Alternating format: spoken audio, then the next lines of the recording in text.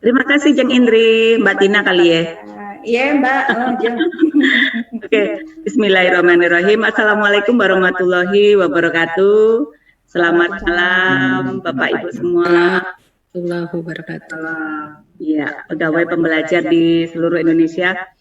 Suatu kebanggaan hari ini saya bisa hadir di tengah-tengah Bapak Ibu semuanya. Mohon izin saya mau share dulu. Share screen dulu ya Jeng ya. Oke.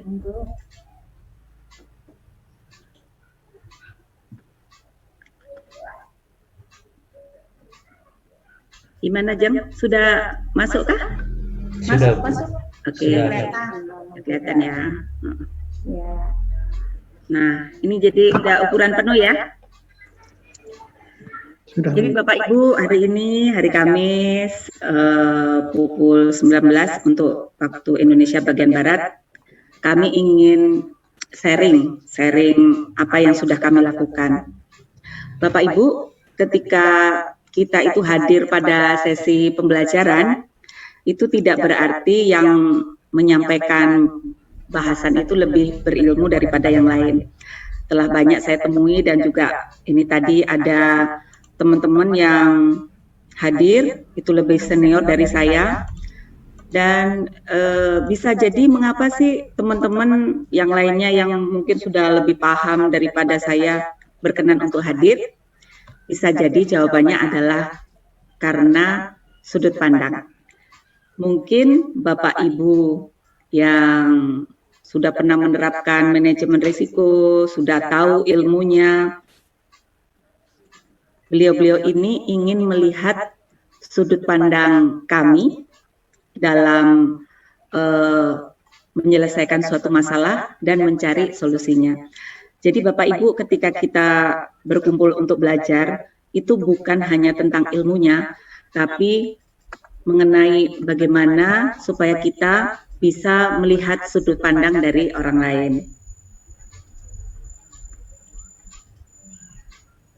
Nah, Bapak Ibu beradaptasi dengan penggunaan IT mulai bulan Juli, S3 berubah metode layanannya dari WhatsApp menjadi webinar. Webinar punya keunggulan mirip dengan seminar, jadi kita bisa saling melihat ya dan saling menyapa seperti itu. Kalau sebelumnya kita texting atau mungkin suaranya direkam, kemudian ada trouble pada waktu pengiriman. Nah, tapi dengan adanya Zoom ini yang sekarang lagi tren, Bapak Ibu bisa menyimak dari rumah dan tidak apa-apa Bapak Ibu kalau Bapak Ibu sambil melakukan kesibukan yang lain.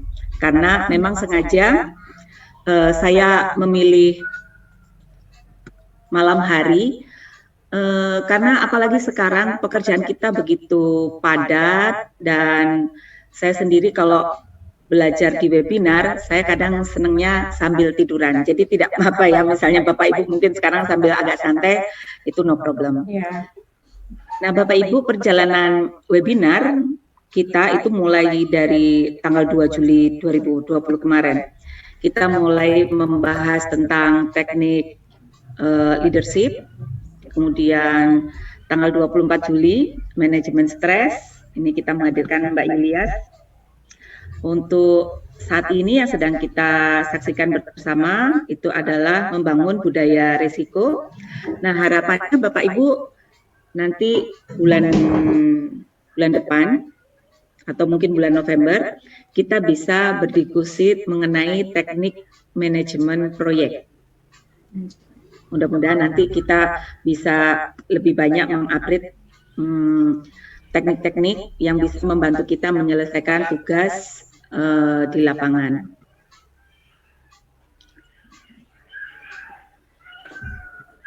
Nah, Bapak Ibu, mulai dari awal tahun 2020, pandemi sudah mengubah proses bisnis kita, sehingga menantang kita itu untuk berpikir bagaimana membuat tugas kita tidak hanya terjaga kesustainabilitasnya atau keberlanjutannya, tapi pekerjaan kita itu, tugas kita itu bisa menjaga keselamatan petugas dan masyarakat pada umumnya. Mungkin Bapak Ibu di gambar ini ya, pernah melihat atraksi memberi makan buaya yang dilakukan oleh pemilik tempat wisata. Nah, ketika atraksi ini menjadi suatu hal yang terbiasa atau misalnya ada perubahan, di tempat lain itu ada atraksi yang lebih bagus, sehingga akhirnya ada tantangan bagi pengelola wisata bagaimana membuat supaya pengunjung tetap banyak datang ke atraksinya, maka tidak bisa tidak, mereka harus bisa atau harus punya kompetensi mengubah ancaman itu menjadi peluang. Jadi kalau dulu atraksinya memberi makan buaya, sekarang atraksinya lebih berisiko lagi ya, memasukkan kepalanya ke dalam mulut buaya. Dan saya yakin kita akan lebih tertarik seperti itu untuk menonton tontonan ini. Nah, itulah juga Bapak Ibu yang sedang kita alami. Ada banyak isu strategis yang ketika kita bisa menyikapinya dengan baik, mudah-mudahan isu strategis itu bisa menjadi peluang bagi kita. Nah, isu strategisnya antara lain terjadinya wabah. Saya melihat kemarin dari laporan gugus COVID, jumlah orang yang sakit meningkat menjadi 3.900, bukannya turun, sehingga ini memberi informasi pada kita bahwa memang kita harus melakukan sesuatu perubahan karena situasinya ini akan lama. Dan situasi itu tadi, wabah yang semakin menyebar membuat masyarakat, responden, dan juga pegawai kita itu menjadi cemas. Juga ada tantangan kita, anggaran dialihkan untuk pengendalian COVID. Sehingga kita harus bisa membuat kegiatan-kegiatan itu menjadi prioritas dengan keterbatasan anggaran. Sementara pesan dari pimpinan yaitu indikator utama, data-data strategis harus tetap dihasilkan. Nah, menyikapi isu ini sebenarnya ada peluang Bapak Ibu. Ini adalah peluang kita untuk lebih bertumpu pada kekuatan internal. Ketika semua sedang baik-baik saja, bahkan rumput pun itu bisa tumbuh. Tapi ketika ada goncangan, saya punya tanaman Bapak Ibu yang sudah saya goyang-goyang seperti ini, dia nggak bisa tercabut saking kuatnya akarnya.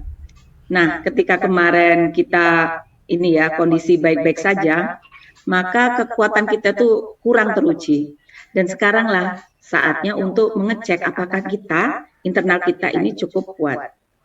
Kemudian kita juga jadi ada peluang untuk meningkatkan kemampuan komunikasi. Kita tahu bahwa leadership adalah masalah mempengaruhi orang lain. Ketika suasananya tenang, apa yang kita sampaikan itu mungkin mudah untuk dipahami orang lain. Tapi ketika ada kepanikan, maka insting dasar dari manusia adalah bertahan. Sehingga perlu kemampuan lebih untuk bisa mengajak orang lain bisa ikut mendukung kegiatan kita. Komunikasi ini baik eksternal maupun ke internal. Dan yang terakhir, ini adalah peluang kita untuk bisa menemukan cara baru yang lebih efisien dan efektif karena begitu banyaknya keterbatasan tadi. Bulan Juli tahun 2020, instruksi pelaksanaan survei Angkatan Kerja Nasional turun. Pesanan pimpinan bahwa indikator strategis harus tetap disediakan, data berkualitas, dan jadikan masalah itu sebagai peluang. Pada tahapan standar penyelenggaraan statistik, saya mengambil sudut pandang BPS daerah. BPS daerah itu punya peran yang dominan di tahap kolek dan proses pengumpulan dan pengolahan. Sehingga penguatan yang harus kita lakukan tentu ada di dua tahap ini, karena itu akan menjadi tanggung jawab utama kita, terutama BPS di daerah. Nah, tahap pertama untuk penguatan pengumpulan data dan pengolahan adalah kami menginventaris risiko yang mungkin muncul. Pertama, kami mempelajari, apalagi saya baru pindah bulan Mei kemarin di Kabupaten Semarang. Saya banyak pejabat yang kemarin baru di Kabupaten Semarang. Jadi kami mempelajari apakah di Satker itu sudah ada budaya seleksi petugas misalnya, apakah sudah ada budaya pendampingan perdana, apakah sudah ada budaya ini profesional yang ditunjukkan dengan batas minimal nilai ketika pelatihan. Nah, karena budaya itu kita butuhkan untuk nanti mengelola risiko yang muncul. Nah, penanganan risiko ada beberapa jenis perlakuan, misalnya menghindari risiko. Di Kabupaten Semarang yang kami lakukan adalah supaya, sorry ini masuk di sini banyak yang masuk, saya yang bagian meng-approve untuk menghindari risiko kantor jangan sampai menjadi klaster dan kemudian ditutup, maka pencegahannya kami membuat aturan non-organik hanya diperkenankan di ruang rapat dan PST. Biasanya bebas, mitra itu bisa konsultasi ke ruangan pegawai. Nah, kemudian untuk perlakuan risiko yang berbagi, kami menerapkan sistem operasi ganda. Nanti saya jelaskan, ini cukup menarik. Dan kemudian ada juga untuk menghadapi risiko, perlakuannya adalah ditransfer. Ini untuk menghadapi risiko tumpang tindihnya pekerjaan, kami menggunakan mitra statistik. Kebetulan anggarannya ada. Untuk menghadapi risiko yang perlakuan kami kebanyakan adalah mengurangi dan memitigasi risiko. Contohnya pendampingan perdana, uji petik, sterilisasi, itu adalah upaya-upaya kami dalam mengurangi dampak suatu risiko. Dan yang terakhir, jenis perlakuan risiko diterima, apa boleh buat. Contoh, kami kemarin ada juga berusaha melakukan pencacahan melalui telepon, tapi ternyata respondennya frustrasi, kami pun juga frustrasi, karena tidak terbiasa budaya di pedesaan ya, terutama itu kurang terbiasa untuk diwawancara lewat telepon. Jadi mau tidak mau, akhirnya kami harus melakukan wawancara tatap muka. Risikonya harus terima. Kemudian yang risiko yang lainnya harus kami terima adalah risiko yang muncul karena kegiatan e-learning. Pembelajarannya memang harus melalui e-learning. Padahal kita sama-sama tahu pembelajaran melalui e-learning itu tidak sebaik pembelajaran tatap muka. Ya, itu adalah risiko yang memang harus kita terima. Nah, sesudah kita mengidentifikasi risiko, kemudian diskusi, menetapkan apa sih perlakuan kita untuk mengelola risiko itu, maka ada dua hal yang kami lakukan. Pertama, kami menyusun SOP yang baru, karena SOP Sakernas di awal tahun itu tidak bisa diberlakukan lagi yang sekarang. Contoh, dulu pada waktu Sakernas di awal tahun masih memungkinkan pembelajaran tatap muka di hotel. Nah, kalau sekarang ketika ada pembelajaran, kemarin kami memakai kombinasi, itu harus ada SOP tentang sterilisasi ruang aula. Nah, seperti itu, yang sebelumnya tidak ada. Dan kemudian risiko tadi juga diintegrasikan ke SOP pelaksanaan lapangan, yang berarti ada revisi SOP.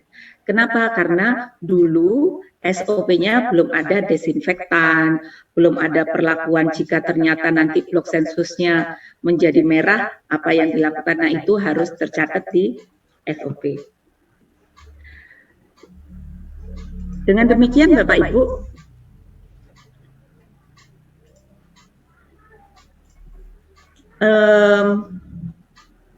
komunikasi itu sangat penting untuk dilakukan pada saat kita mengintegrasikan risiko ke dalam SOP.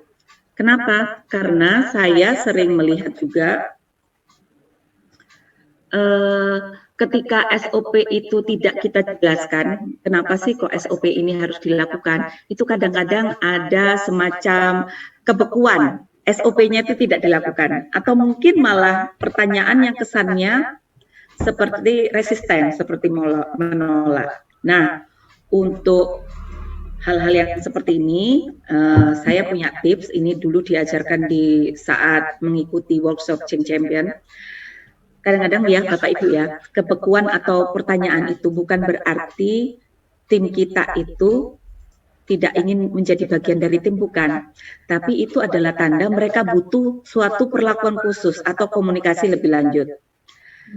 Kemarin ada teman saya yang bertanya, bagaimana cara memperlakukan stakeholder? Nah, ini ada beberapa tips ketika stakeholder itu resistensinya rendah, sementara hubungan dia dengan proyek itu rendah, maka stakeholder itu cukup untuk diedukasi atau diberi penjelasan. Kemudian kalau misalnya stakeholder itu resistensinya rendah, tapi dia tingkat urgensinya tinggi, hubungan atau pengaruhnya ke proyek itu cukup tinggi, maka jika bisa itu kita libatkan. Kemudian jika pertengahan ya, misalnya dia resistensinya tinggi, tapi dampaknya juga kurang begitu, jadi ada di tengah, kita lakukan negosiasi, berunding, kira-kira sedapat mungkin bisa memberikan solusi yang menang-menang, win-win solution. Nah, ketika mulai tambah panas ya, teman-teman, resistensinya tinggi, sementara dia dampaknya juga ke proyek itu juga tinggi, itu kita bisa menggunakan manipulasi atau dukungan pimpinan juga. Contoh manipulasi adalah misalnya BAST belum bisa kita berikan jika pemasukan dokumen belum 70%. Karena seperti itu ketetapannya, padahal nggak seperti itu. Nah, itu namanya rumor palsu. Itu kadang bisa diperlukan kalau resistensinya tinggi dan dia juga dampaknya ke proyek itu juga tinggi. Dan yang terakhir, itu adalah ancaman. Ya memang karena orang itu jika tidak mendukung proyeknya itu bisa terganggu. Kadang-kadang kalau kita tidak mengerti teknik ini, kita langsung menuju ke ancaman, padahal bisa jadi itu tidak diperlukan. Atau mungkin harusnya stakeholder itu diancam gitu ya, atau mungkin dimanipulasi, tapi kita hanya di penjelasan. Padahal dia itu butuh, mungkin dia butuh dukungan dari pimpinan supaya yang bersangkutan ini bisa ikut mendukung kegiatan kita. Nah, sudah mengelola resiko atau mengidentifikasi resiko, kami mulai menyusun gerbang kualitas. Jeng Indri, ini ngomong-ngomong Pak Agus, udah selesai kali ya sholatnya ya? Oh udah Mbak, udah standby lagi itu. Jadi Pak Agus ini dengerin saya nih ya. Maaf nih Pak Agus. Nah, lanjut ya Pak Agus ya, gimana Pak Agus? Tanggung ya Pak? Nah, Ya. sesudah mengelola risiko, kami mulai menyusun gerbang kualitas. Jadi fungsi dari gerbang kualitas adalah memastikan risiko-risiko ini tidak mengganggu tahapan. Gerbang ini tidak boleh dilewati ketika pencegahan risiko ini belum dilakukan. Nah, saya mencantumkan gambar di sini adalah untuk menunjukkan bahwa ketika menyusun gerbang kualitas, seluruh pihak yang terlibat itu harus ada pada saat rapat. Gunanya apa? Komunikasi. Komunikasi sangat penting. Selain komunikasi, juga nanti kita butuh komitmen dari mereka.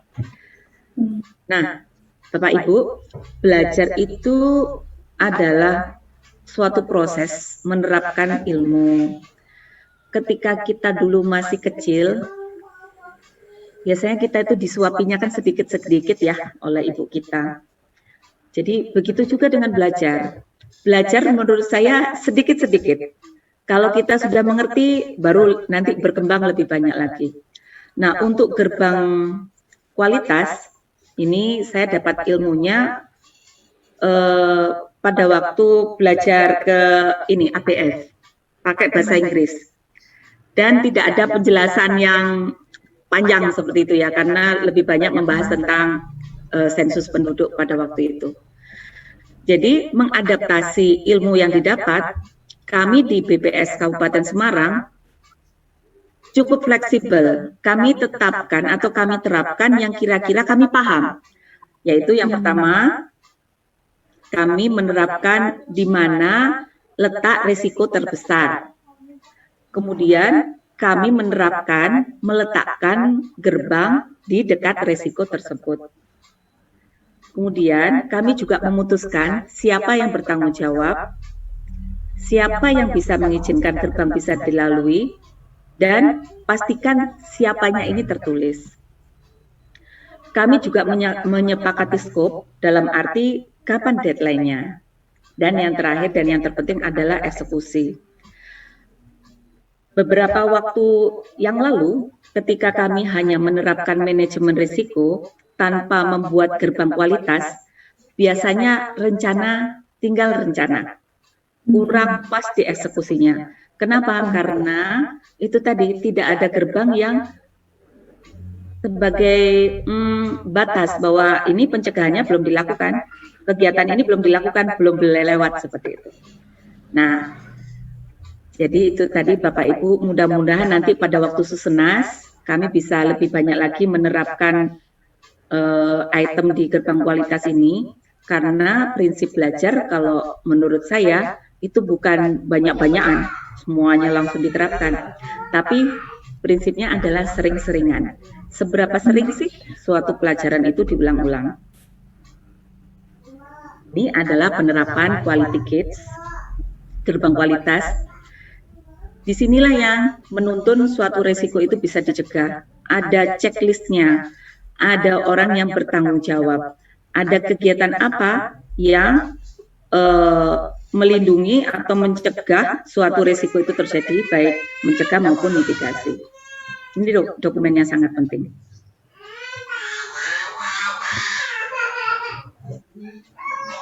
Nah, tahap selanjutnya adalah tadi sudah menyusun SOP, memastikan bagaimana SOP itu dilaksanakan.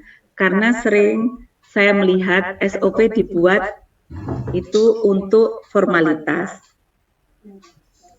Dan kadang-kadang ada juga yang SOP-nya masih tahun 2018 mungkin ya, padahal banyak sekali perubahan yang sudah terjadi. Nah, SOP itu ketika diterapkan ke perlakuan kita di Susenas, disitulah yang kita nanti bisa nge-track atau melacak apakah risiko itu akhirnya bisa dikurangi dan akhirnya tujuan kita mendapatkan data berkualitas itu bisa lebih baik. Ini adalah gambar ya, jadi pakai checklist, kami pegang checklist SOP, apakah sterilisasi ruangan sudah dilakukan, apakah mitra sudah ditanya kondisi kesehatannya, dan yang penting di sini Bapak Ibu ketika SOP ini diterapkan sekali lagi adalah komunikasi, karena sebelumnya kita tidak pernah yang namanya menanyakan ke mitra apakah beberapa waktu ini Anda keluar kota, apakah Anda merasa tidak nyaman, nah, seperti itu. Jadi harus dikomunikasikan, karena bisa jadi nanti mitranya atau teman-teman kita tersinggung, merasa dipersulit dengan kondisi yang tidak nyaman ini. Termasuk ini misalnya, di SOP kami memberi penjelasan bahwa supaya nanti pembelajaran yang melalui e-learning itu memang bisa berdampak baik, bisa ini ya meningkatkan kompetensi, kami memakai atau membudayakan nilai pelatihan itu punya batas minimal, dan ketika tidak memenuhi batas minimal maka peserta diharapkan dengan berbesar hati mengikuti perbaikan nilai, dan itu harus kita komunikasikan dengan baik karena tujuannya adalah petugas itu ketika turun lapangan mereka mempunyai kompetensi yang cukup untuk nanti menanyakan konsep-konsep di dalam kuesioner, menerapkan konsep-konsep. Nah,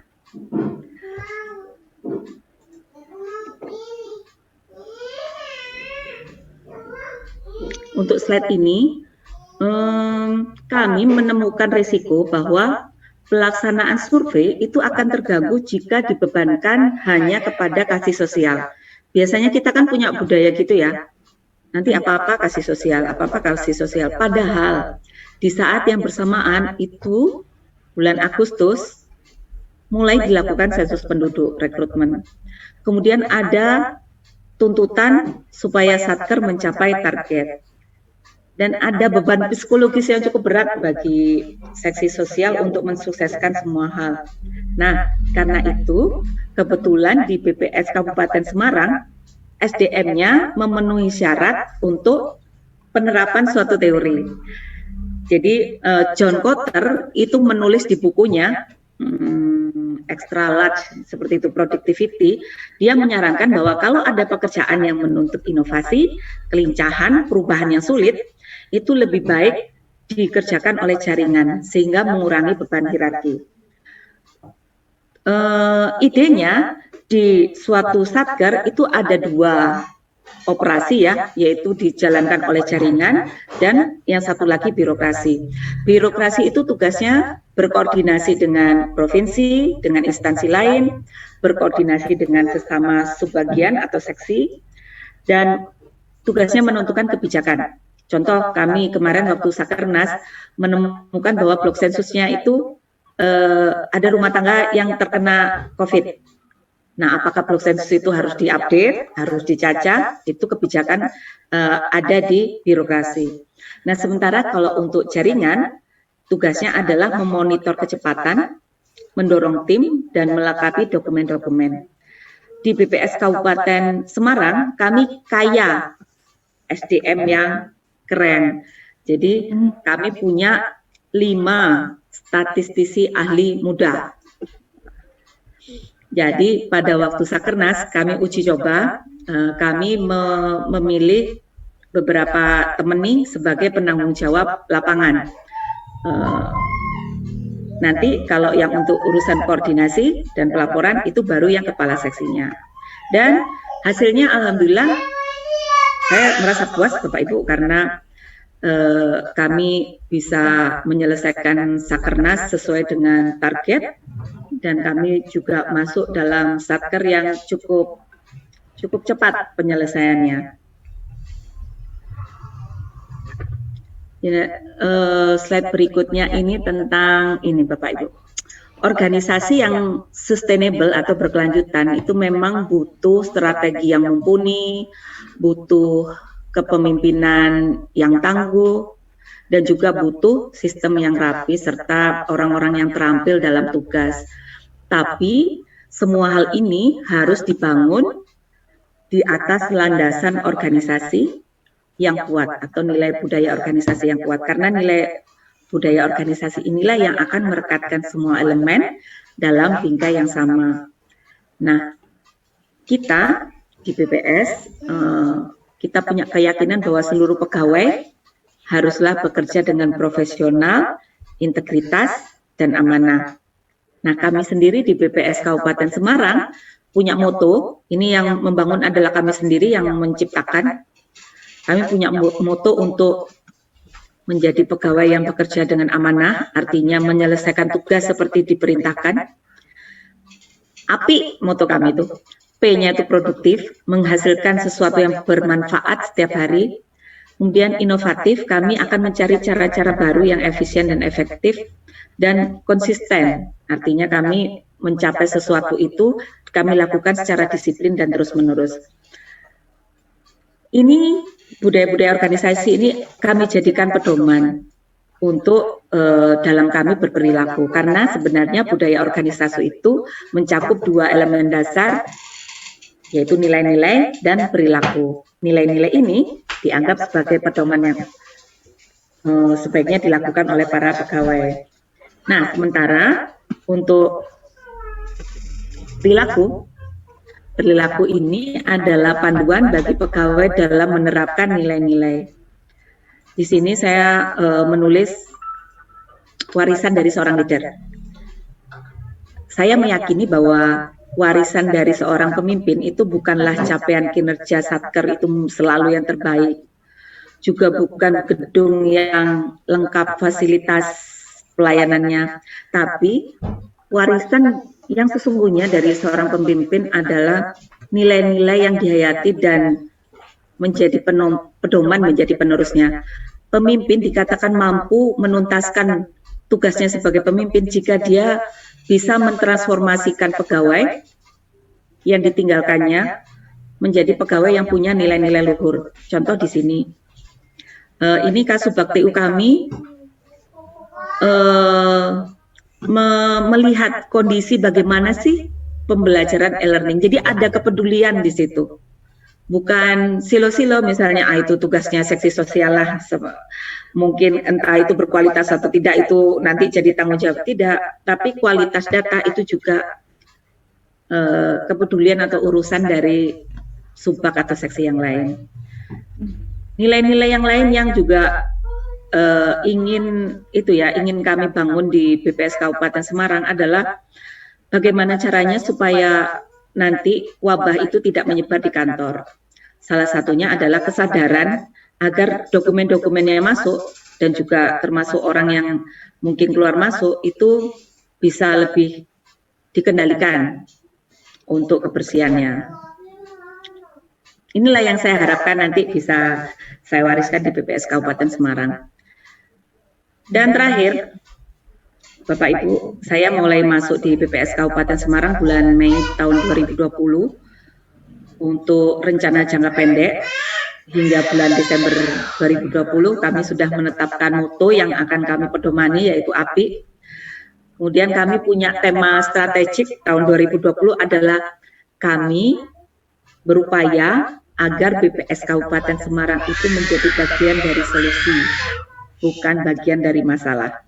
Itu berarti SPO kami bisa lebih dari 100%, Evita kami bisa masuk ke dalam 5 satker yang terbaik, dan seterusnya. Dan kami berupaya di tahun ini membangun budaya yang sedikit-sedikit kami berpikiran ini resikonya apa ya, berarti pencegahannya apa. Dan di periode waktu ini, saya ingin membangun kompetensi hard skill manajemen proyek bagi teman-teman statistisi ahli. Untuk nanti tahun 2021 kami ingin memperkuat ritual organisasi supaya nanti budaya yang sudah baik itu menjadi strong culture. Dan kalau tahun 2021 saya akan melatih statistisi ahli muda saya untuk bisa terampil memegang suatu proyek. Jadi manajemen proyeknya teruji berkali-kali seperti itu. Temanya adalah customer intimacy, jadi kami akan mulai bergerak ke luar karena saya lihat stakeholdernya sangat care dengan BPS. Jadi itu tadi Bapak Ibu cara untuk kami membangun budaya sadar risiko. Yang pertama kami harus bisa membangun komitmen, karena tanpa komitmen apa yang sudah kita tetapkan nanti tidak dilakukan. Kemudian konsisten, jika Sakernas sudah dilakukan, resiko-resiko sudah dicegah, itu bisa diadaptasi di Susenas dan seterusnya. Dan yang terakhir itu semua butuh kompetensi. Itu dari saya ya Jeng ya, mohon maaf kayaknya lebih dari 30 menit, saya serahkan kembali kepada moderator. Siap, terima kasih banyak Mbak Tina, Jeng Tina. Oke, tadi materinya padat banget ya Mbak. Mungkin sebelum kita ke sesi diskusi, saya persilahkan kembali ke narasumber tamu kita. Ada Pak Agus. Pak Agus udah monitor kembali ya Pak?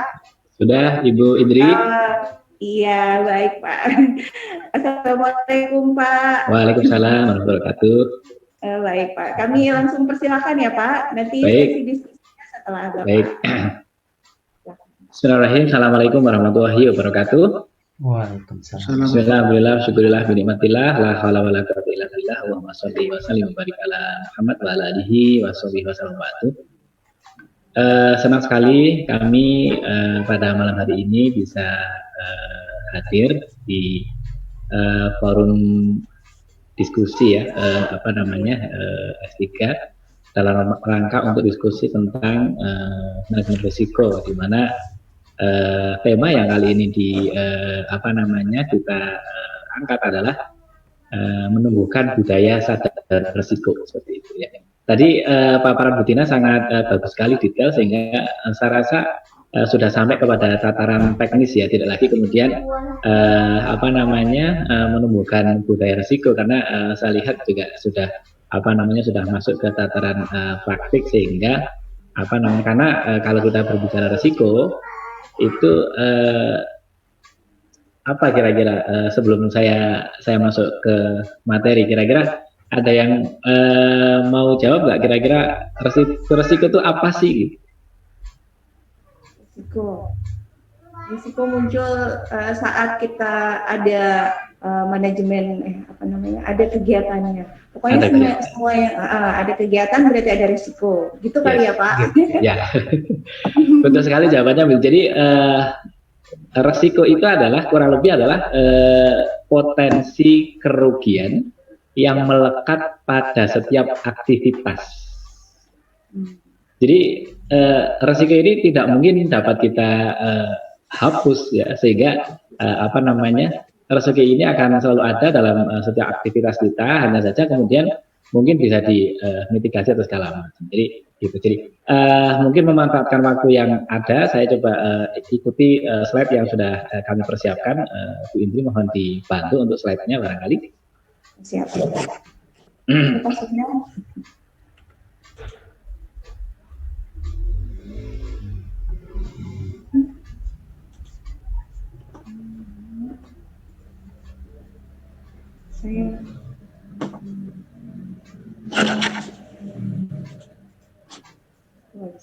Pak Surya mohon bantuannya, Pak. Oh iya. Struktur.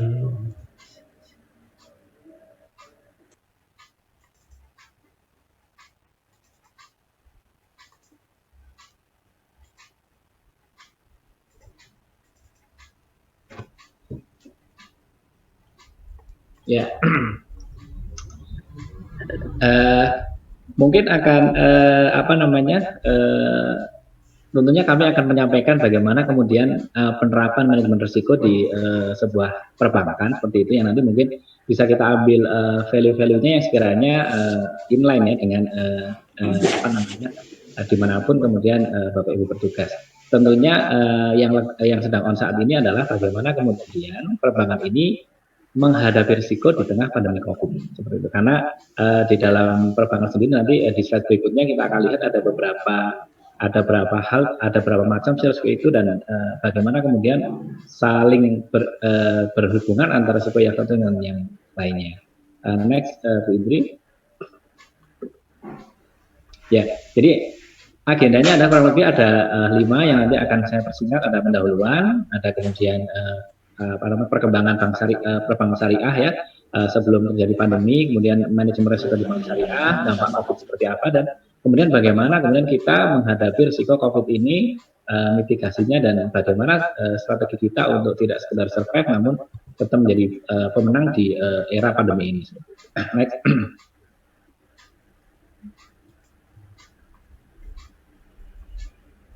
Next.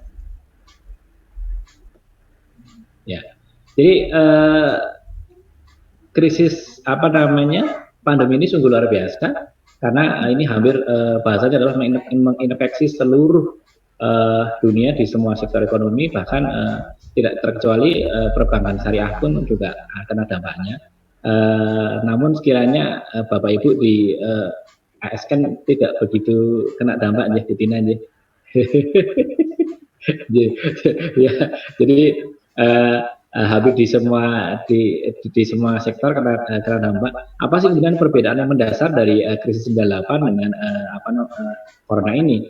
Kalau di krisis 98, kalau kita berbicara dari sisi ekonomi, betapa kemudian UMKM ini sangat bisa strong, bahkan bisa menopang perekonomian negara kita. Namun sedangkan di pandemi ini justru semuanya kena, karena adalah kalau di krisis 98 mungkin yang kena adalah indikator ekonomi, sedangkan di pandemi ini yang kena adalah manusianya itu, sehingga ini adalah menyasar seluruh elemen sampai elemen terkecil yaitu pelaku usaha sendiri. Jadi mau tidak mau ini harus kita sikapi karena ini suatu hal yang tidak pernah kita terprediksi seperti tadi yang pengertian resiko di depan bahwa potensi kerugian dari setiap aktivitas, artinya pandemi ini pun kemudian memunculkan kita sikap untuk bagaimana mensikapi ini sehingga kita tetap bisa survive, syukur-syukur bisa menjadi pemenang di era pandemi ini. Next.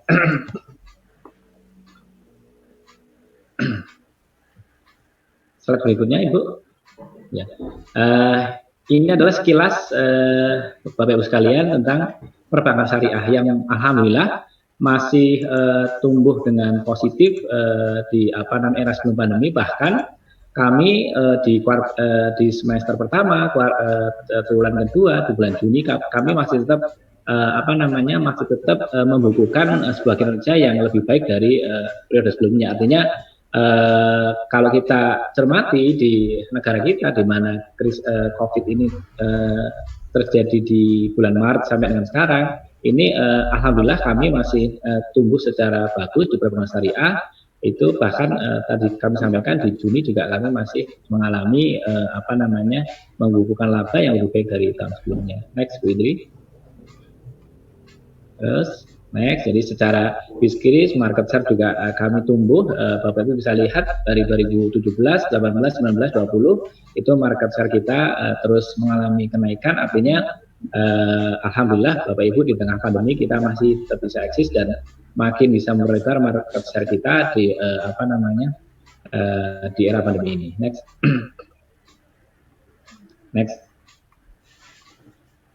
Next lagi Bu Indri.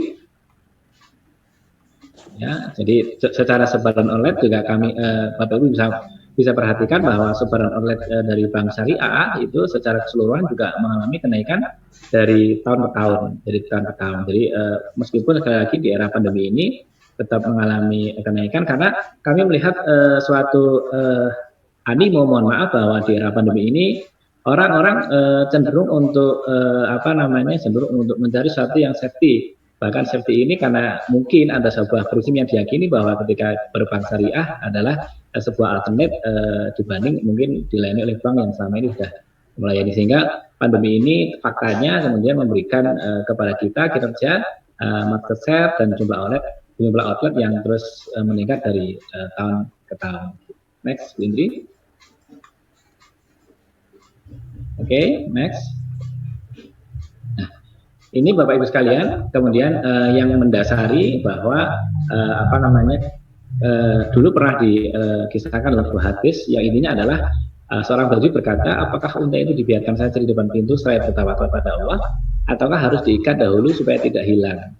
Beliau Nabi Muhammad menjawab, ikatlah dan bertawakallah. Jadi artinya di situ disebutkan bahwa ketika menyempurnakan ikhtiar itu adalah sebuah kewajiban, dan kemudian setelah itu adalah bertawakal, dalam artian bahwa dalam bekerja pun bahwa setiap resiko itu selalu mengintai kita, maka kemudian mengikhtiarkan segala satunya itu adalah sebuah kewajiban, meskipun resiko sendiri itu sebenarnya tidak bisa di-delete ya atau dihapus. Jadi yang ada maksimal hanya dengan meminimalisir dengan segala mitigasi yang ada, sehingga harapannya resiko ini akan sangat-sangat bisa diminimalkan. Apalagi ada satu statement yang mengatakan bahwa high risk high return. Jadi artinya kalau kita ingin mengenerate sebuah profit atau kalau di kami yang sustainable, maka kita harus berani mengambil risiko. Tentunya adalah risiko yang sangat-sangat bisa kita ukur. Jadi analoginya sederhana bahwa kita mungkin akan bangga menjadi orang tidak pernah jatuh, namun faktanya adalah dia tidak pernah memanjat gitu. Dan itu bukan pilihan. Bagaimana kemudian kita bisa memanjat, kemudian bisa dengan memitigasi risiko yang ada sehingga kita bisa memanjat, kemudian bisa turun dengan selamat. Artinya adalah bahwa kita tetap bisa melakukan aktivitas yang berisiko dengan mitigasi yang ada sehingga tujuan pun tercapai. Nah, di perbankan, Bapak Ibu sekalian yang notabene adalah entitas bisnis, itu FBN adalah profit. Profit yang seperti apa? Profit yang tentunya yang sustain. Profit yang sustain kalau di tempat kami adalah profit yang sustain, yang bermanfaat untuk semua stakeholder kami, di mana masing-masing stakeholder mempunyai ekspektasi yang harus kami penuhi. Nah, itu menjadi sangat penting. Sehingga apa? Sehingga kemudian tidak mungkin kita dalam rangka memenuhi ekspektasi dari stakeholder tadi terhindar dari risiko. Itu sangat-sangat tidak mungkin. Maka di perbankan itu sedianya ada 3 pilar yang kemudian selalu berkombinasi, yaitu unit bisnis, unit risk, dan unit operasional. Nah, kalau kita ibaratkan sebuah pengendaraan mobil, bahwa unit bisnis itu adalah ngegas seperti itu ya, ngegas, kemudian unit bisnis itu adalah ngerem, dan operasional adalah perangkat-perangkat lain yang kemudian dibagi menjadi satu sehingga kita bisa sampai tujuan. Namun di sini maknanya adalah bahwa ketika kita berbicara risiko atau yang dimainkan oleh teman-teman di risk management, itu juga bukan dalam rangka ngerem sehingga mobil itu tidak berjalan, tidak seperti itu. Namun bagaimana kemudian mobil itu ya kemudian diatur sedemikian rupa kapan bisa katakanlah berkecepatan sekian, ketika belok harus diluruskan, kemudian kalau perlu direm. Yang tujuannya adalah bahwa tujuan yang telah dicanangkan bersama dengan kemudian jarak yang telah disepakati itu bisa terlampaui dengan indikator-indikator yang telah ditetapkan di depan. Jadi ini menjadi suatu hal yang mutlak yang penting harus dikombinasikan sehingga tidak yang Butina katakan tadi tidak silo ya. Atau orang bisnis pokoknya ngejer aja, orang risk ngerem aja, enggak gitu. Semuanya harus di blended, dikombin dengan satu kesepahaman bahwa yang kita lakukan adalah sama-sama untuk mencapai tujuan yang telah kita tetapkan bersama. Kemudian dalam pelaksanaannya memang masing-masing bagian memerankan fungsi dan tugas yang berbeda, namun pada esensinya adalah untuk mencapai tujuan yang sama. Itulah salah satu pilar kenapa kemudian kita harus mengelola risiko dengan sebaik mungkin sehingga tujuannya akan tercapai dengan selamat. Itu adalah esensi dari manajemen risiko seperti itu. Next, Bu Indri. Ya, ini hampir sama di dalam Al-Quran disebutkan bahwa tidak seorang pun dapat mengetahui dengan pasti apa-apa yang diusahakan. Artinya bahwa risiko itu muncul karena ketidakpastian. Padahal kemudian bagi orang-orang yang mempunyai cara pandang yang optimis bahwa ketidakpastian itu dipandang berarti banyak peluang. Seperti itu. Sehingga akan selalu sebanding antara peluang dan risiko itu. Bagi orang-orang yang pesimis bahwa ketidakpastian itu membuat mereka terhambat untuk melakukan sesuatu karena kok semua nggak pasti ya. Tapi bagi orang yang mempunyai cara pandang positif, tidak pasti itu berarti memberikan banyak peluang untuk kita bisa meraih apa yang sekarang menjadi peluang itu sendiri. Next, Ibu. Oke, next. Nah, ini next jadi turun lagi ya.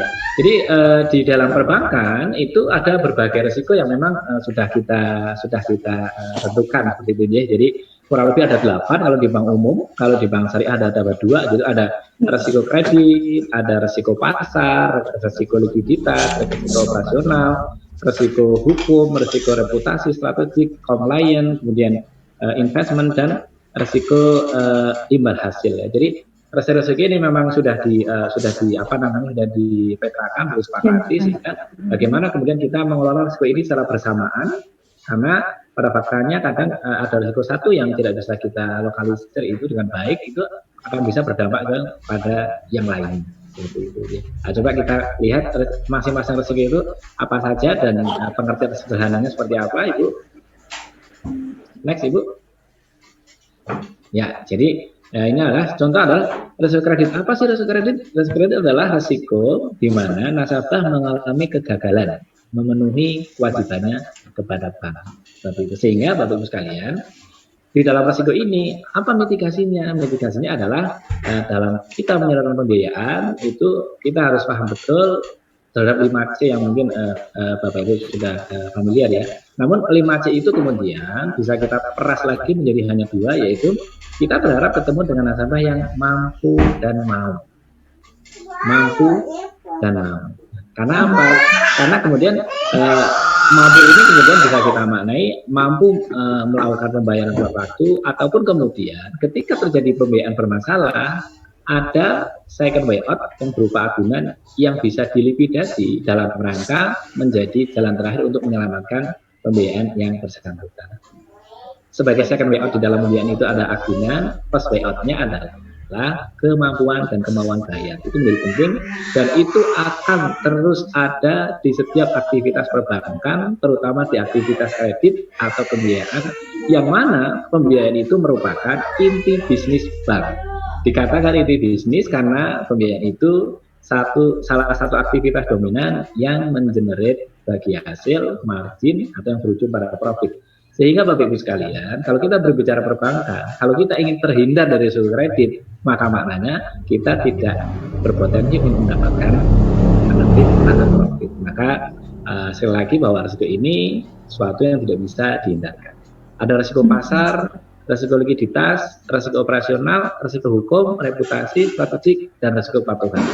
COVID ini sungguh luar biasa Bapak Ibu, terutama adalah risiko strategik yang banyak bank mungkin akan sangat jumpai. Artinya apa? Bahwa risiko strategik ini bahwa di akhir tahun sebelumnya bank-bank itu pasti buat namanya RBB, rencana bisnis bank. Yang mana rencana ini adalah yang akan dilakukan setahun ke depan. Namun faktanya ketika pandemi ini melanda, hampir rencana bisnis itu tidak bisa dieksekusi dengan baik. Itulah kemudian kenapa. Terus kemudian apa yang bisa dilakukan secara sederhana, secara segera, ya kita harus segera men-shifting strategi itu menjadi strategi yang adaptable dengan masa pandemi ini. Kalau saya ambil contoh sederhana, bahwa ketika mungkin di akhir tahun 2019, kita punya strategi bahwa kita harus mengakuisisi bisnis ekosistem haji, termasuk umroh, berarti kita bisa membiayai karena talangan haji, kita bisa mengambil untung dari penukaran uang real, atau kita bisa membiayai maskapai segala macam. Namun ketika itu sudah di-plan dengan timeline yang jelas, dengan target customer yang jelas, dengan target profit yang telah kita ukur dengan jelas, dengan adanya pandemi ini, faktanya ketika umroh haji di hold, praktis bisnis ini hilang. Namun kemudian apa kita berdiam diri kemudian yes hilang, kemudian kita tidak revisi? Enggak. Kami meyakini dan yakinilah bahwa Allah itu pasti memberikan sesuatu yang seimbang. Artinya apa? Ketika bisnis haji ini hilang, di mana haji umroh di hold, maka kemudian isu pandemi ini adalah jejaring tanpa tatap muka, maka kemudian kita harus shifting kepada bisnis digital banking. Di mana digital banking ini yang kurang lebih adalah memfasilitasi orang untuk tetap bertransaksi di rumah saja, namun esensi transaksi yang biasa dilakukan dengan keluar rumah bisa terakomodir. Dan faktanya hampir di semua perbankan mengalami kenaikan pendapatan dari sisi digital banking. Itu artinya bahwa risiko ada, namun yang paling penting adalah bagaimana kita secara adaptif untuk mensikapi perubahan yang tiba-tiba tersebut, men-shifting agar kemudian perusahaan itu tetap eksis, tidak hanya eksis, namun bisa menjadi pemenang di situasi apapun dan bagaimanapun. Itu contoh bahwa risiko itu selalu ada dan kita tidak aktif untuk menjadi pemenang. Next, Ibu Ingrid. Oke, next. Ini mungkin data, mohon maaf ya, tidak valid yang per April, namun faktanya sampai sekarang Bapak Ibu tahulah semakin ini ya, semakin naik. Kemarin kami sempat ngobrol dengan Bu Dinkes Kabupaten Semarang, Bu Tina. Jadi ada di suatu daerah tertentu itu udahlah nggak usah dites gitu. Tapi yang paling penting adalah bagaimana kita mendisiplinkan melakukan protokol COVID itu sendiri, ya, sehingga alih-alih kita melakukan sebuah tindakan, lebih baik dengan kita preventif dengan melaksanakan protokol COVID itu sendiri. Next. Ini adalah dampaknya, Bapak sekalian, di industri perbankan itu pasti terdampak. Dampak yang paling dominan adalah NPL atau NPF-nya naik. Apa itu NPL atau NPF? Non-performing financing. Artinya apa? Pasti akan naik pembiayaan bermasalah. Pembiayaan bermasalah dengan pengertian sederhana bahwa akan mengalami gagal bayar karena memang customer atau nasabah memang mengalami penurunan pendapatan. Sehingga ini menjadi risiko sebuah dampak yang nyata buat industri keuangan, di mana yang tadi kami sebutkan bahwa inti bisnis bank adalah menyalurkan pembiayaan. Ketika kemudian user atau nasabah pembiayaan kami mengalami penurunan pendapatan, maka ini akan menjadi pengurangan pendapatan. Yang kedua, dengan adanya pembiayaan bermasalah, maka kami harus mencadangan yang CKPM atau PPAP, pencadangan penghapusan aktivitas produktif. Jadi di bank, apabila ada pembiayaan bermasalah, maka kita harus mencadangkan.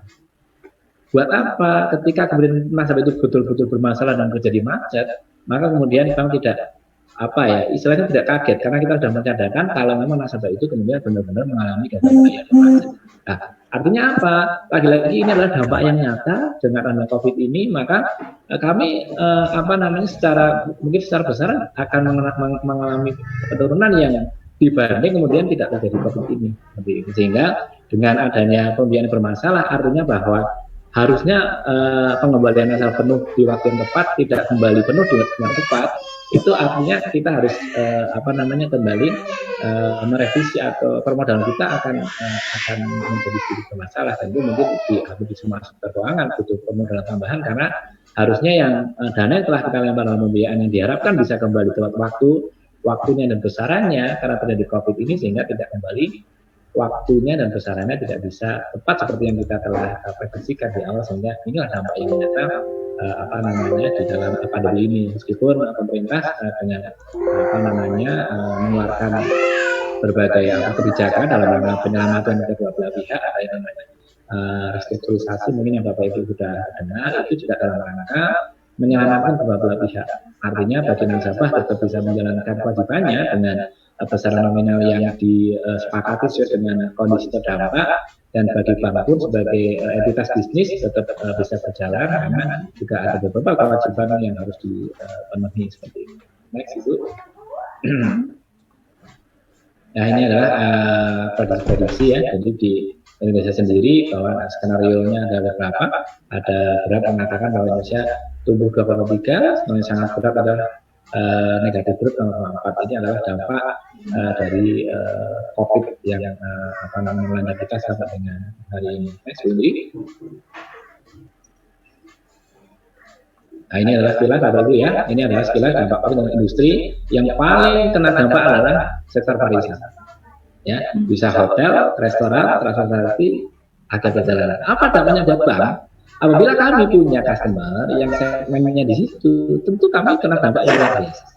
Tentu kami punya dampak yang luar biasa. Karena maka Bapak Ibu coba perhatikan gimana hotel-hotel sekarang bersedia untuk kemudian menjadi untuk transit para tenaga kesehatan, kemudian mereka mematok tarif yang sangat terjangkau. Itu karena memang ini luar biasa.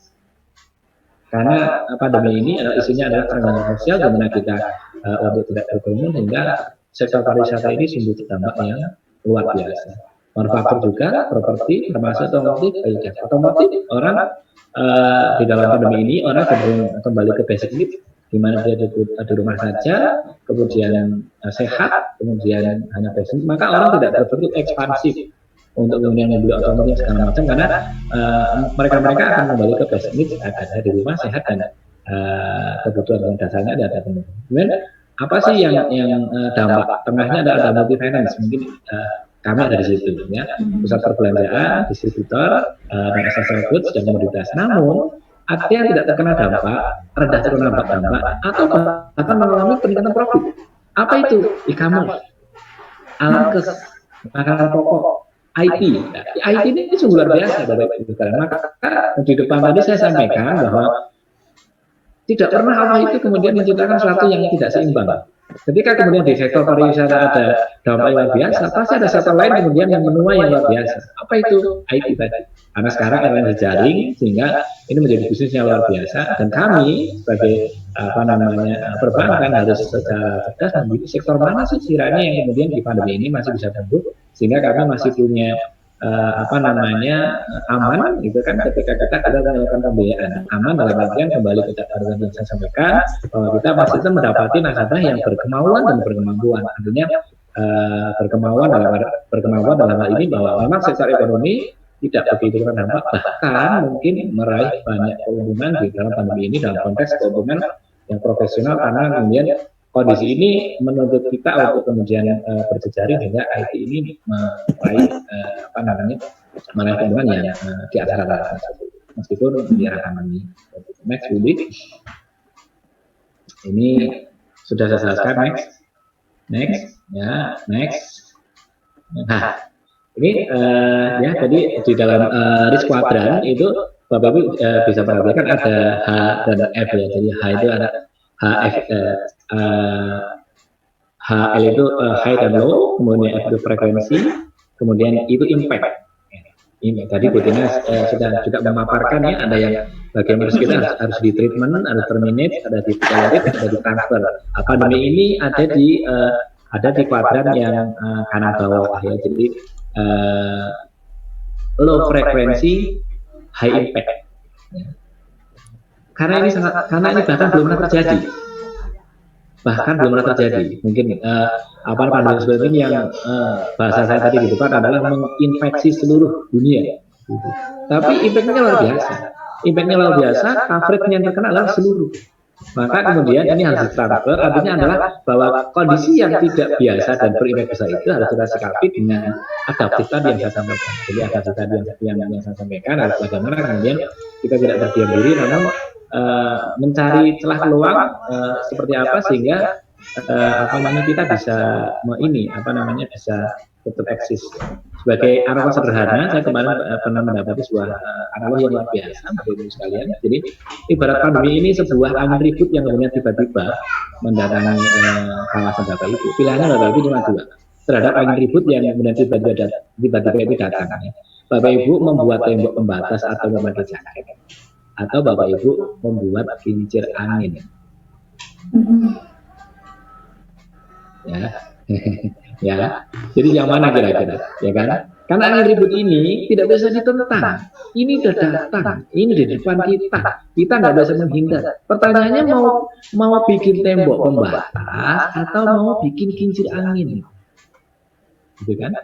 Kalau bikin kincir angin maknanya adalah bahwa angin ribut ini tetap kita ajak untuk berkolaborasi menjadi mitra bisnis yang strategis, finally mengenerate profit. Kalau kita mau ambil contoh sederhana, Bapak sekalian, saya tidak boleh nyebut merek, saya hanya akan berbicara segmen usaha, katakanlah ya, taksi konvensional. Tapi perhatikan ya, taksi konvensional menghadapi adanya era, kali ini saya nama ya, ada Gojek, ada Grab. Apakah mau melawan? Nggak bisa, Bapak sekalian. Nggak bisa melawan. Yang bisa adalah kemudian mereka berkolaborasi. Sehingga dalam salah satu aplikasi mereka juga ada menu taksi konvensional. Maka kemudian yang bisa dilakukan adalah berkolaborasi, menjadikan angin ribut itu menjadi mitra bisnis strategis untuk menjerit profit agar tetap bisa survive ataupun tetap menang di dalam pandemi seperti ini. Karena ini adalah suatu kondisi yang kita tidak bisa hindari, tapi kita harus bisa menyesuaikan seadaptif mungkin untuk bisa tetap bertahan, kalau adalah memenangkan pandemi ini. Itu adalah alasannya. Next, Ibu. Ya, ini adalah yang kita lakukan Bapak sekalian ya, ketika ada terdeteksi ini secara ini standar ya Bapak Ibu. Next. Oke, ini juga sama. Next. Sama.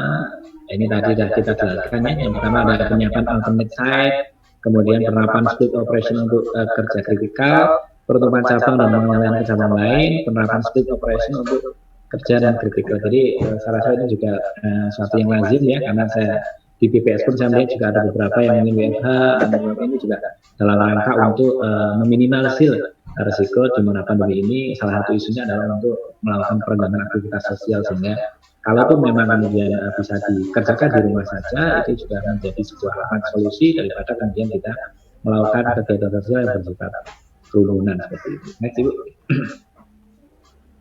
Nah, ini tadi sudah sedikit menyampaikan hampir sama ini. Kita dapat skenario seperti apa, kemudian menggunakan variabel makroekonomi, kita identifikasi, kita ukur, dan kemudian ekspektasinya harus jelas. Ekspektasinya harus jelas. Ya. Contohnya adalah kita menggunakan makroekonomi. Makroekonomi seperti apa nih yang terjadi secara makro? Kemudian identifikasi kerentanan industri. Industri mana sih yang sekiranya terdampak dan tidak, sehingga kita bisa tetap main dengan aman di dalam industri yang telah kita identifikasikan. Kemudian kita ukur ya, karena apapun itu harus metodologi harus terukur, sehingga kita bisa membuat peringkat yang jelas, dan kemudian melakukan ekspansi pada portfolio yang tidak terdampak dan efisien modal. Kalau Bapak Ibu perhatikan mungkin bahwa, mohon maaf saya bicara BSM sedikit, bahwa BSM ini sekarang salah satunya adalah pembiayaan concern kepada para ASN BUMN yang kemudian sudah teror dengan nama. Sehingga kalau kita berbicara pembiayaan, first payment-nya sudah aman. ya, cost payment cost payout-nya aman, karena kemudian sumber pengembaliannya sudah kami akomodir dengan payroll, dan itu sebagai bentuk wujud bahwa Bapak Ibu berkemauan memindahkan payroll ke kami dan berkemampuan, karena kemudian secara besaran sudah kami ukur berapa kemudian batas kewajiban yang Bapak Ibu bisa kami akseptasi. Maka kemudian itu bagian dari action plan setelah kita melakukan skenario simulasi pengukuran, sehingga harapannya kami masih tetap bisa tumbuh dengan sustain di sektor-sektor yang memang masih bisa tumbuh. Next, Ibu. Ya, ini yang lain ya. Jadi ada risiko kredit, risiko imbal hasil, risiko likuiditas ya. Di kredit kita melakukan sektorisasi, kemudian imbal hasil juga kita membentukkan cadangan, risiko likuiditas juga protokol likuiditas, melakukan kontingensitas, itu semuanya kita akan terapkan dalam rangka mengantisipasi terjadi hal-hal yang tidak diinginkan. Saya terakhir mungkin. Nah, ini yang menjadi concern bank. Yang pertama adalah keselamatan dan kesehatan pegawai sebagai prioritas utama, likuiditas sebagai prioritas selanjutnya, diikuti risiko kredit dan risiko lainnya. Kenapa? Karena segede apapun entitas itu adalah isinya orang. Maka SDM inilah yang menjadi prioritas utama kami sebelum kita berbicara likuiditas, sebelum kita berbicara kredit dan risiko lainnya. Yang pertama kali harus kita amankan dari risiko COVID ini adalah SDM. Yang kedua adalah kecukupan modal untuk mengcover unexpected risk, ya, karena ini dengan segala kemungkinan risiko terjadi. Yang kedua adalah komunikasi yang baik dengan berbagai pihak untuk mengurangi risiko reputasi. Ini menjadi penting Bapak sekalian ya, apalagi di era sosial seperti ini, bahwa komunikasi harus clear sehingga tidak menimbulkan persepsi yang negatif, di mana di era sekarang ini semua kejadian akan on time, real time untuk dikomunikasikan, dan kabar buruknya adalah bahwa berita buruk cenderung dipercayai dibanding dengan berita baik yang masih butuh pembuktian. Itu menjadi penting untuk kita kelola, sehingga persepsi ini menjadi suatu yang harus kita kelola, harus kita kendalikan sampai kita terhindar dari reputasi yang sangat-sangat dampaknya masih luar biasa, terutama di era digital seperti saat ini. Next, Ibu. Ini adalah risiko lainnya, tadi saya sudah jelaskan sedikit.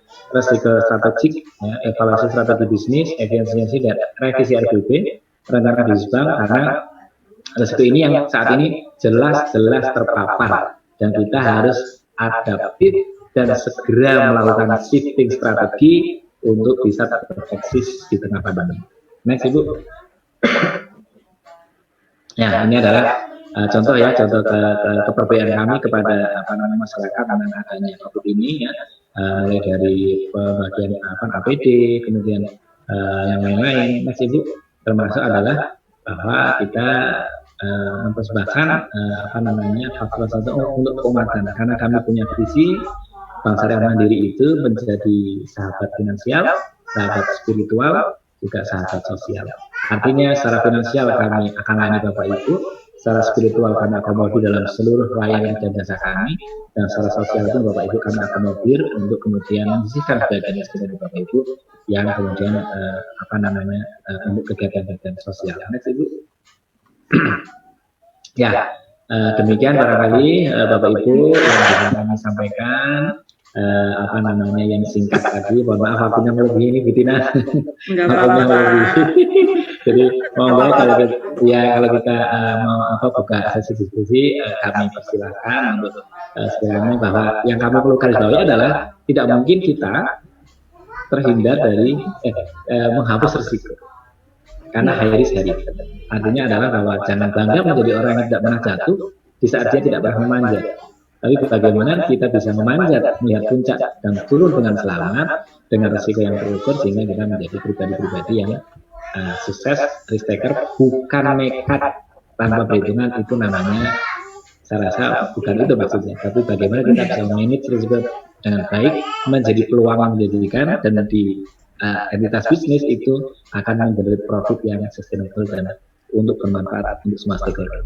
Begitu Bapak Ibu yang bisa kami sampaikan, semoga bermanfaat. Ibu kalau mau diskusi kami. Baik, terima kasih banyak Pak. Materinya singkat padat. Oke. Tadi yang kami kutip, jangan nekat tapi bunuh diri gitu ya. Berusaha membuat profit yang semaksimal mungkin. Baik Pak. Untuk sesi selanjutnya teman-teman sekalian mungkin masih belum ini pertanyaan-pertanyaan yang masih mau memberikan pertanyaan kepada dua narasumber kita pada malam ini, kami persilakan bisa dengan raise hand atau melalui menu chat. Kami masih persilakan ya. Oh ya, di sini sudah ada beberapa pertanyaan Pak yang masuk ke kami. Di sini ada dari yang pertama itu ada dari Pak Wahyu Trisko. Nah, terima kasih Pak untuk sharingnya. Wassalamualaikum Pak. Saya baca ini ya Pak Agus ya. Ya Bu Indri.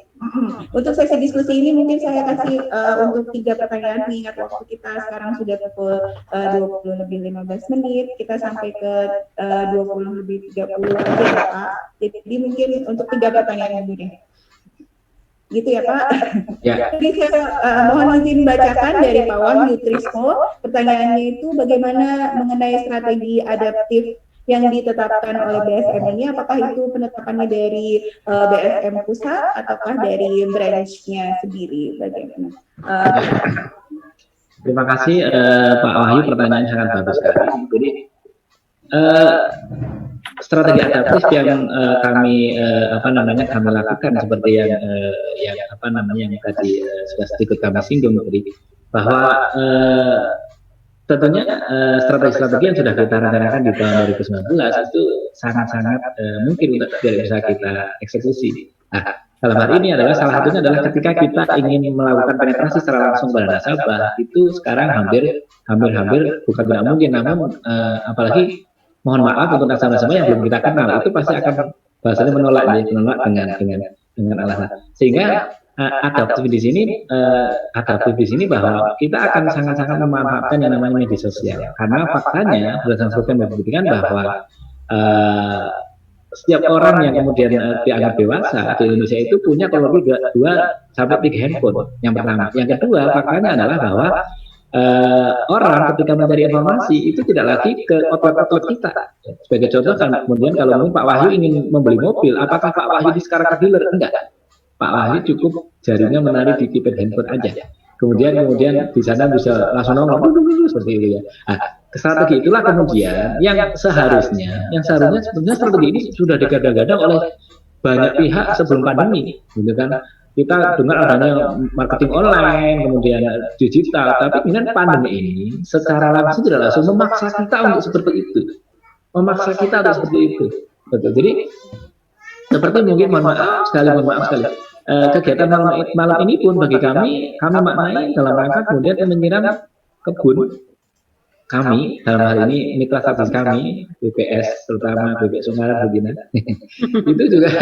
itu juga dalam rangka adaptif kami, bagaimana kemudian kita memberikan suatu edit value yang lebih kepada nasabah yang sangat-sangat dimaklumi dan harus secara seperti ini. Ini sebuah adaptif yang luar biasa, kita bisa bertemu di tempat masing-masing dengan kondisi rileks, kita dengan diskusi dengan hangat, tanpa mengurangi esensi yang kita diskusikan, dan itu merupakan sebuah adaptif strategi untuk kemudian bagaimana kita melakukan penetrasi pasar yang tidak lagi direct selling. Tapi kemudian karena teorinya sederhana Bapak Ibu sekalian, muncul sebuah pertanyaan, bagaimana Bapak Ibu ketika Bapak Ibu kemudian ingin menangkap kubu-kubu? Apa kemudian kita tembak, kita kita pukul, kita tangkap enggak? Yang ada adalah bagaimana kita bisa menciptakan sebuah taman yang indah, sehingga kubu-kubu itu tidak usah diburu, dia akan datang dan kita bisa menikmati dengan penuh keindahan. Maka kemudian bagaimana kita mengistilahkan kebun-kebun itu, bagaimana kemudian dengan kebun itu kita berharap bisa memanah secara sistem, maka itu akan menimbulkan efek bisnis yang growth secara sistem. Dan itulah kemudian yang kami bangun, terutama di era ini. Maka kita digital platform ini menjadi suatu tools penetrasi market yang sangat efektif di pandemi ini, di saat yang berbarengan mereka dan kita untuk sepakat untuk tidak mengadakan penerbangan secara online. Jadi pertama hari bagaimana tetap kita samina wakna dengan kantor pusat.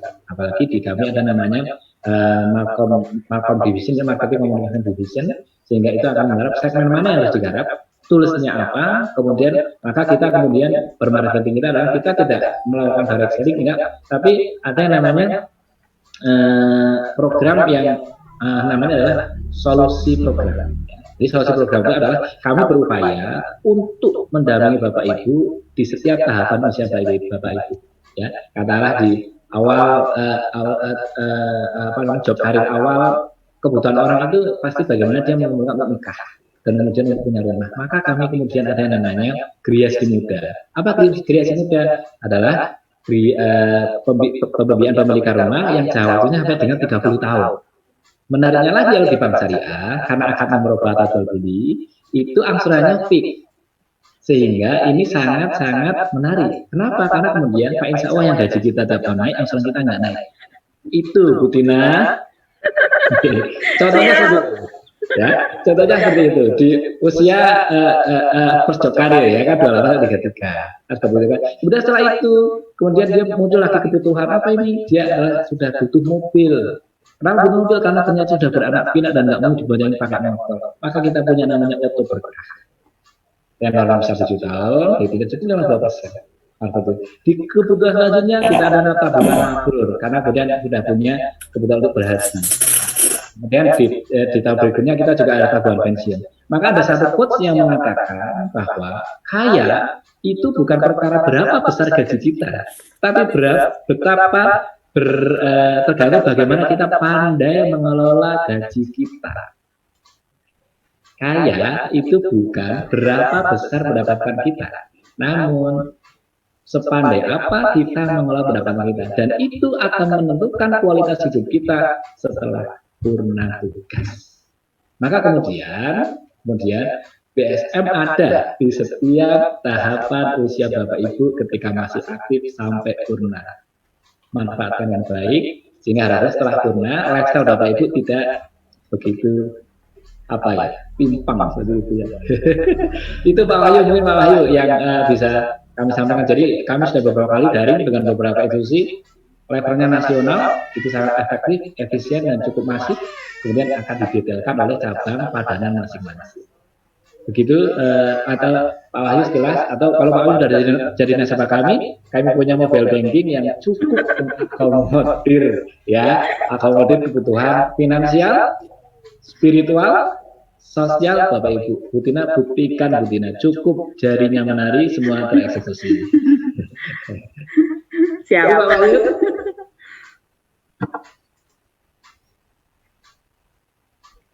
Halo? Halo? Ya Bu Indri, lanjut Bu. Berikutnya lagi ada pertanyaan lagi dari Mbak Aprianti. Bagaimana cara BSM memantau efektivitas pengendalian risiko ini? Apakah dari keuntungan yang didapatkan? Gitu. Mohon penjelasan Pak Agus. Ya, jadi bagaimana kemudian BSM ini memantau efektivitas risiko? Jadi jadi gini, sebenarnya di kami itu ada tools yang harus kita pantau secara pekanan. Jadi kita akan membuat skala prioritas dari berbagai aktivitas berisiko. Kemudian kita ambil 5 yang paling dominan. 5 yang paling dominan kita bikin kuadran seperti itu, sehingga kita yang paling kita fokuskan adalah bagaimana yang kemudian high frequency, high impact. Seperti itu. Jadi toolsnya ada. Ya. Mungkin kalau berkesempatan barangkali di sesi berikutnya kita akan ke situ sehingga pengukurannya jelas. Artinya apa? Artinya bahwa risiko yang kita akan mitigasi itu harus menggunakan indikator yang terukur. Karena tidak mungkin kemudian kita akan bahasa Jawanya akan berambiang. Mana harus kita prioritaskan seperti itu. Karena faktanya adalah dalam satu waktu kita hanya bisa melakukan satu hal. Sehingga kita perlu yang membuat skala prioritas dengan tools yang ada, ya, sehingga harapannya risiko-risiko yang dominan ini bisa kita mitigasi, baik mau di-terminate, mau di-delete, atau mau ditransfer dengan ini yang pas. Jadi jawaban kami di kami itu sangat-sangat memonitor, dan setiap cabang mempunyai profil risiko yang berbeda-beda. Setiap cabang mempunyai profil risiko yang berbeda-beda sesuai dengan profil cabang risiko tersebut. Ya, jadi saya tidak bisa jelaskan secara rinci karena itu ada toolsnya dan memang kita harus praktek ya. Kami sendiri untuk itu harus praktek 2-3 hari untuk bisa mendefinisikan risiko mana yang dominan, berapa skornya dan bagaimana kita mensikapinya. Apakah dia gitu. Jadi next kalau kita ada nama lagi, insya Allah kalaupun saya sudah siap, kita mungkin akan sampai ke tahap itu. Bagaimana kemudian mendefinisikan risiko, mengukur, memitigasi sehingga sangat-sangat bisa diminimalisir. Itu Windy. Jadi sekali lagi harus bagaimana menempatkan resikonya ya. Untuk dia jadi yang harus. Windy, mohon maaf kok kurang jelas Bu Windy. Halo. Halo. Halo. Iya jelas. Oke. Ini emang jadinya yang sini mungkin ada sedikit low gitu ya. Baik, kita lanjut Pak. Masih ada satu pertanyaan lagi dari Ibu Nurul ini tertarik mengenai continuity management pada transfer risiko. Mohon penjelasan sekali lagi Pak. Silakan Pak. Ibu ngapunten kok kurang jelas, jadi ngapunten. Mohon penjelasan kembali mengenai continuity management pada transfer risiko. Itu bagaimana Pak?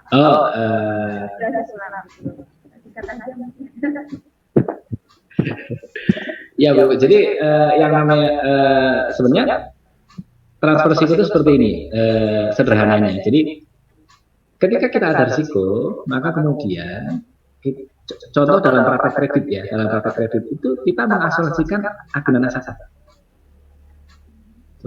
Jadi ketika kemudian kita menyalurkan pembiayaan, kan nggak mungkin kita tanpa agunan. Atau Anda bilang, loh, saya bisa tuh tanpa agunan, betul. Tapi Ibu ketika tidak mengagunkan fixed asset di kami, ya kan?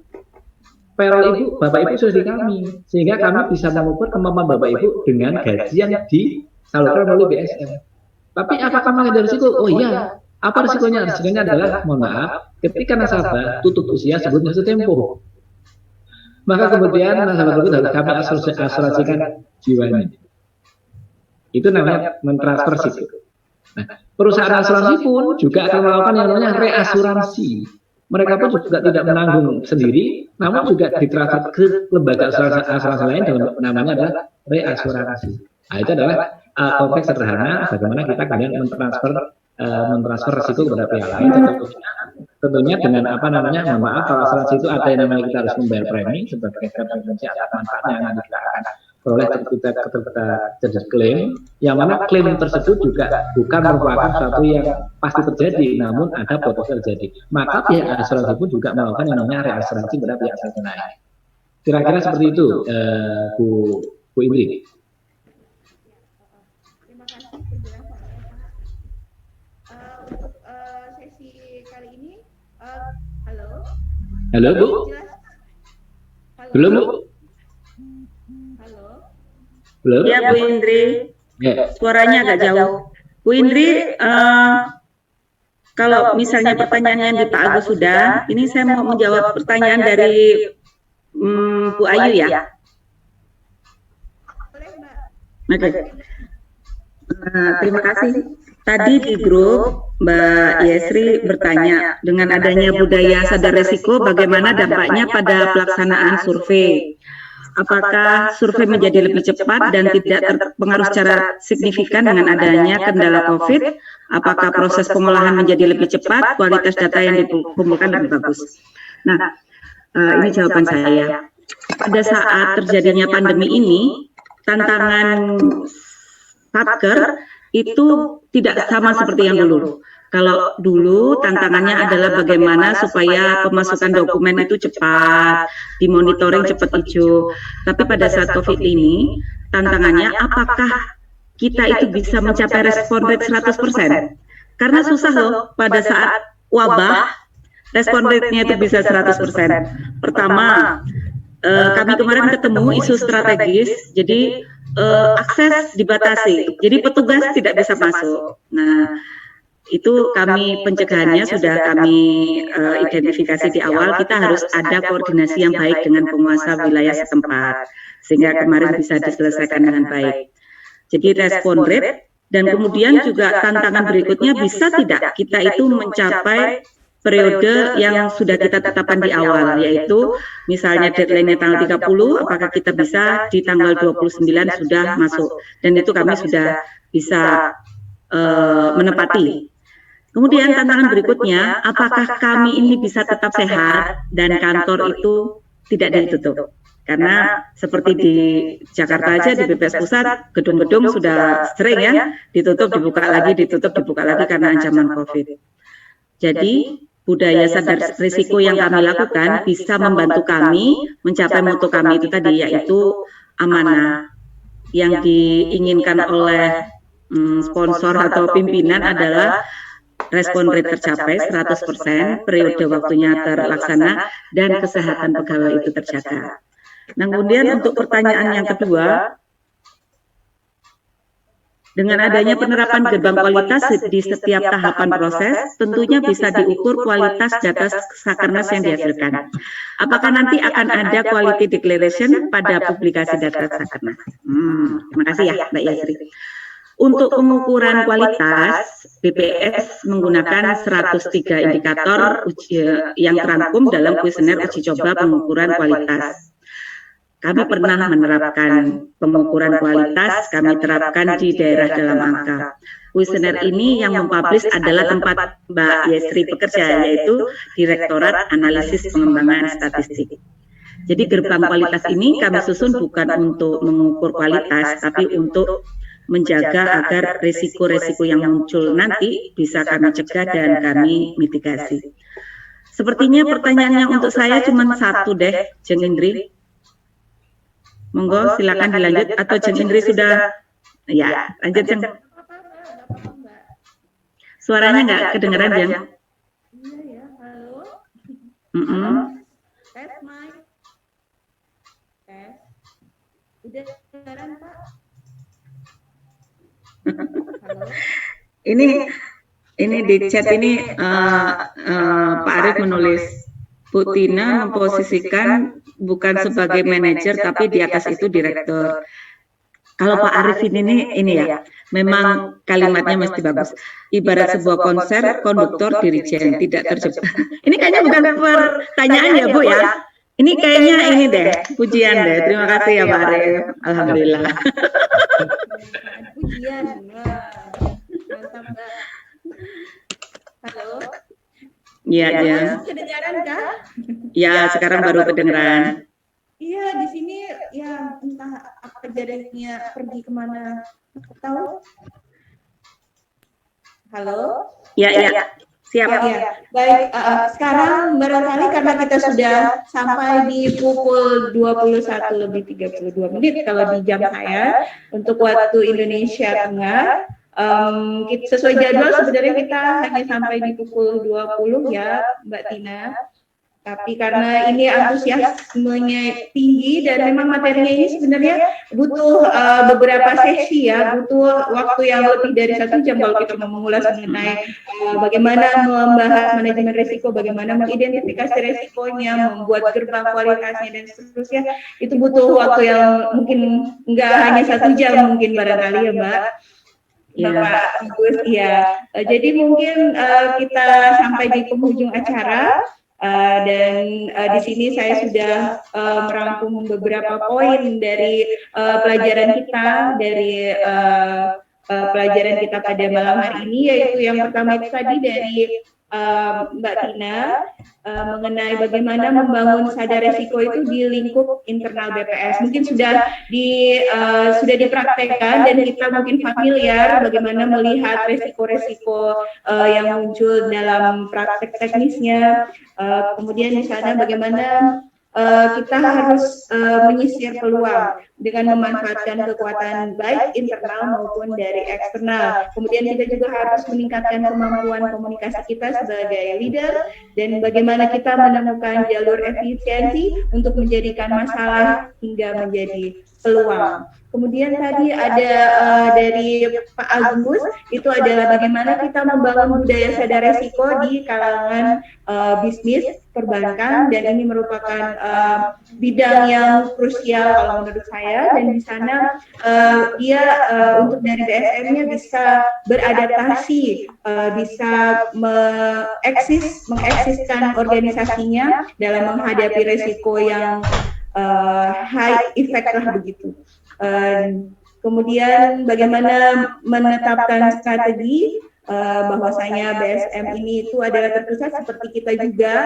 BSM sendiri ini ada dari indukannya, ada pusatnya seperti itu, dan kita BPS juga ada BPS pusatnya. Jadi aturan untuk bagaimana mengurai resiko-resiko dari proses bisnis yang kita jalankan dalam lingkup pekerjaan kita itu sudah ada poinnya, dan kita tinggal bagaimana mengalurnya dengan secara manajerial. Oke, itu saja barangkali. Kita jangan lupa bagaimana kita bisa menjaga kesehatan ya dalam menghadapi pekerjaan rutinitas kita sehari-hari.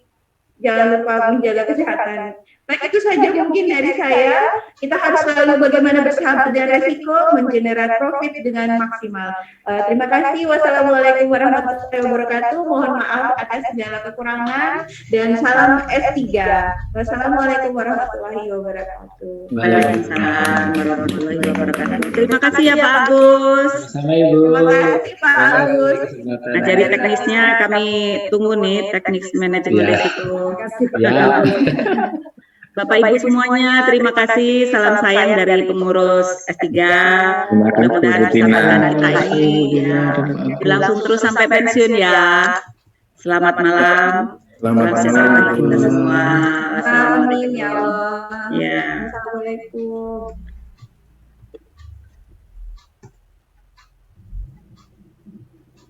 Tadi sampai lupa dijelasin. Apa yang absensi mohon diisi di ya. Udah pada pulang. Iya. Oh iya, bagus. Enggak. Terima Monggo. kasih. Terima kasih. Ye. Alhamdulillah. Ya. Monggo. Makasih ya Pak Amsah ngikuti sampai akhir. Hebat. Iya, Ibu. Ya. Bu Raka, Bu Ali, terima kasih. Mohon izin ya Bu. Ya. Monggo. Waalaikumsalam. Mbak cantik ya. Makasih ya Jam.